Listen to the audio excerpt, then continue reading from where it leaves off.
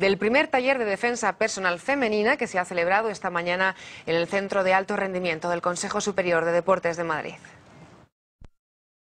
Si viene un tío, tienes que separarte de él así en círculo. La patada en las partes bajas, esa la tengo muy clara. Mucho acto reflejo, rapidez, esas cosas. Mantener el equilibrio así, estar fuertes y siempre los brazos rectos con las palmas hacia arriba. Técnicas de la defensa personal que los profesores de Yaguara Jitsu han enseñado esta mañana a sus 300 alumnas. Recto, vertical y no cedes, los brazos son vuestro escudo. Darle instrumentos a las mujeres para que puedan salir del apuro de una agresión. La actitud que debe tener, pues ir con miedo, porque lógicamente una persona que está cohibida, que tiene miedo, es como una presa más fácil. Es fundamental además conocer la cercanía con el adversario. Si está lejos, lo mejor, una patada. A media distancia, un talón de mano. Y si el agresor está sobre la víctima, un rodillazo. Esto está muy bien aprenderlo, pero luego hay que verse en la situación, ¿no?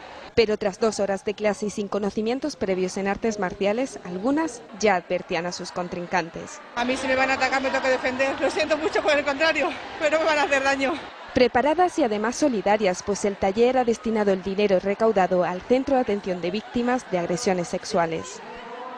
Arganda del Rey ha cumplido hoy con su patrona, el obispo